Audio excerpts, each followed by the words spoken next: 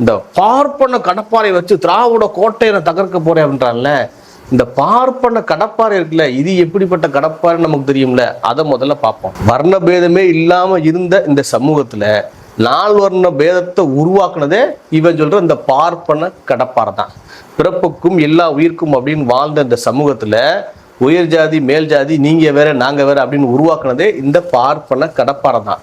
இந்து ராஷ்டிரம் அமைக்க போறோம், இந்து நாடு அமைக்க போறோம் அப்படின்னு மத கலவரத்தை தூண்டுறது இந்த பார்ப்பன கடப்பாறை தான். தலித் மக்களுக்கு இடஒதுக்கீடு கொடுக்க கூடாது அப்படின்னு சொல்றதும் இந்த பார்ப்பன கடப்பாறை தான். பிற்படுத்தப்பட்ட மக்களுக்கு இடஒதுக்கீடு கொடுக்க கூடாது அப்படின்னு சொல்லி போராடினது இந்த பார்ப்பன கடப்பாறை தான். பாபர் மசூதி இடிக்கிறதுக்கு மிக முக்கியமான காரணமா இருந்தது இந்த பார்ப்பன கடப்பாறை தான். கோத்ரா ரயிலை எரிச்சு 2002 மிகப்பெரிய கலவரத்தை உருவாக்குனதும் இந்த பார்ப்பன கடப்பாறை தான். தலித் மக்களும் இஸ்லாமிய மக்களும் மாட்டுக்கறி சாப்பிட்டா கூட அதெல்லாம் கூடாது, எங்க பண்பாடு கெட்டு போச்சு அப்படின்னு சொல்லி அந்த மக்களை தாக்குறது வேற யாரு?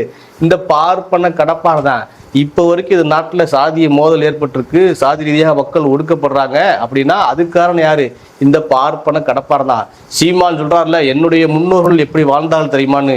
இவருடைய முன்னோர்கள் இருக்காங்க இல்லையா, அதுல சில பேர் இந்த பார்ப்பன கடப்பாறையை உடைச்சு எரிஞ்சு, டே நாங்க எல்லாம் சமம்டா, ஆணும் பெண்ணும் சமம், உயர்ந்தவனும் தாழ்ந்தவனும் இல்லை, இங்க எல்லாரும் ஒற்றுமையா இருக்கணும், மத ரீதியா ஒற்றுமையா இருக்கணும், ஜாதி ரீதியா ஒற்றுமையா இருக்கணும் அப்படின்னு சொன்னதுதான் திராவிடம்.